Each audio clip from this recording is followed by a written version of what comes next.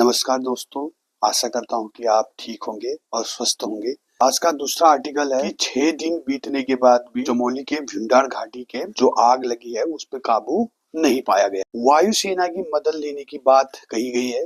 अभी तक आग के लगने के कारणों को पता नहीं कर पाया गया है। कहा गया है कि हाँ, सामाजिक कारणों से भी लग सकता है, सामाजिक तत्वों से भी, सूखा और जलवायु के कारण, क्योंकि इस समय उत्तराखंड में बारिश का कोई नामो निशान नहीं है।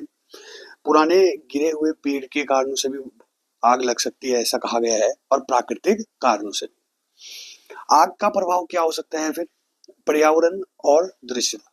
आग के कारण चमोली और उत्तरकाशी जैसे जिलों में धुंध स्मोक फैल गया है, जिससे सांस लेने में दिक्कत हो रही है। वन्य जीव का खतरा। नंदा देवी नेशनल पार्क जैसे संवेदन क्षेत्रों में और उसके आसपास जो क्षेत्र है, वहां की जैव विविधता और वन्य जीवों के आवास को गंभीर खतरा है। विश्व धरोहर पर संकट। यूनेस्को विश्व धरोहर फूलों की घाटी के आसपास पहुंचने से प्राकृतिक सौंदर्य और दुर्लभ वनस्पतियों को नष्ट होने का डर है। मानसून पर असर। यदि बारिश जल्दी नहीं हुई तो आग भविष्य और विकराल रूप ले सकती है, जो मानसून सीजन के लिए एक खतरा बन सकता है। जैव विविधता की हानि हो सकती है। जो दुर्लभ हिमालयी वनस्पति हैं, उनमें आग लगने के कारण मिट्टी, गर्मी और सूक्ष्म जीवों के दुर्लभ पौधों के नष्ट होने का खतरा बना हुआ है। नंदा देवी नेशनल पार्क में बाघ, तेंदुए और कस्तूरी मृग जैसे जानवरों का घर है।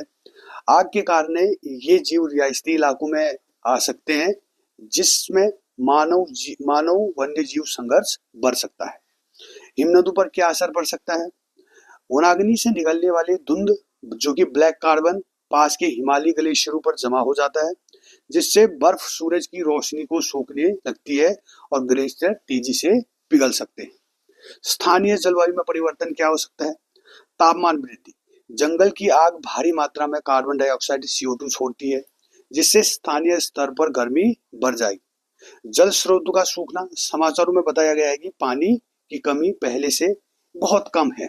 आगे आग लगने से प्राकृतिक झरने और नौले सूख जाएंगे, जिससे वहां पानी की कमी हो सकती है। आर्टिकल का सारा निचोड़ इन 5 क्वेश्चनों में मैंने डाल दिया है। पहला क्वेश्चन है, उत्तराखंड के उच्च हिमालय क्षेत्र में वनाग्नि से निकलने वाली ब्लैक कार्बन के संदर्भ में विचार करना है। खाली विचार करो, अभी विचार करना है कि क्या कह रहा है। यह हिम सतह की ऊष्मा सोखने की क्षमता को कम कर देता है। हिम सतह की ऊष्मा सोखने की क्षमता को कम कर देता है। हाँ, हो सकता है भाई।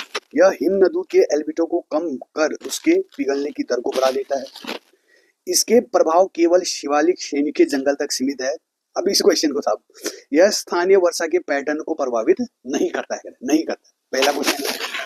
सारे के सारे क्वेश्चनों को खुद से प्रयास करना है, क्योंकि मैंने इन क्वेश्चनों का पूरा आर्टिकल में सारा का सारा मैंने पढ़ा रखा है। और इन क्वेश्चनों के आंसर आप मुझे मेरे कमेंट बॉक्स में एक-एक करके दें। मैं पिन करके मैं उसको वैसे भी इन आंसरों को पिन कर दूंगा मैं अपने कमेंट बॉक्स में। दूसरा क्वेश्चन है, हालिया वनाग्नि घटनाओं के दौरान चर्चा में रही पुष्पावती नदी का संबंध निम्न में से कौन से भौगोलिक दृष्टि से सत्य है? यह नदी नंदा देवी बायोस्फीयर रिजर्व के कोर जोन से होकर बहती है, पहला ऑप्शन। दूसरा, यह फूलों की घाटी के मध्य से होकर बहती है और आग के प्रसार को रोकने में प्राकृतिक अवरोध का कार्य कर रही है। या तीसरा, यह पश्चिमी धौली गंगा की सबसे बड़ी सहायक नदी है। या चौथा, इसकी उद्गम हेमकुंड सरोवर के समीप स्थित लक्ष्मण गंगा के उद्गम स्थल से है। क्या ऐसा है? तीसरा क्वेश्चन, वनाग्नि प्रबंधन के लिए बम्बी बकेट तकनीक के उपयोग हेतु चमोली क्षेत्र में जल संचयन के किन किन स्रोतों को सबसे उपयुक्त माना जाता है? पता है ना हमें बम्बी बकेट किसका है और किसने चलाया था? सेना के किस विंग ने चलाया था? वायुसेना ने, स्थल सेना ने या नेवी ने चलाया था? पता होगा आपको। और ये बम्बी बकेट किसके लिए चलाया गया था? तो उन्हीं में से कह रहा है कि बम्बी बकेट के लिए जो चमोली में जो स्थान है जहां से ये बम्बी ब्रिगेड चलाया जाएगा, उसके लिए एक उपयुक्त स्थान कौन सा होगा? कहता है सबसे पहले स्थानीय नौले हो सकते हैं, छोटे प्राकृतिक झरने हो सकते हैं। दूसरा, रूपकुंड और हेमकुंड जैसे उच्च तुंगता वाले सरोवर हो सकते हैं। तीसरा, टिहरी जलाशय और श्रीनगर जल विद्युत परियोजना के जलाशय हो सकते हैं। तीसरा, केवल गोमती और सरी नदियों का संगम हो सकता है। अगला क्वेश्चन है, उत्तराखंड वन विभाग द्वारा फायर लाइन, ये मोस्ट इंपोर्टेंट है, फायर लाइन के वैज्ञानिक महत्व का विश्लेषण करना है कि फायर लाइन का मतलब होता क्या है, वैसे क्या है, इसका काम क्या है। तो पहला, वनों के भीतर वन्य जीव के लिए सुरक्षित गलियारा प्रदान करना। सघन वनों के बीच वनस्पति रहित पट्टी बनाकर आग के ईंधन की निरंतरता को तोड़ना, मानसून के दौरान जल भराव को रोकना और वृक्षारोपण के लिए नई भूखंड सीमाओं का निर्धारण करना। अपना लास्ट 5वां क्वेश्चन है कि उत्तराखंड में वनाग्नि के लिए उत्तरदायी मानवीय एवं भौगोलिक कारकों के युगों का कौन सा सुमेलित है? पहला, मानवीय कारक, असामाजिक तत्वों द्वारा आग लगाना और चीड़ के वनों में पिरूल का जमाव, क्या ये मानवीय कारण है?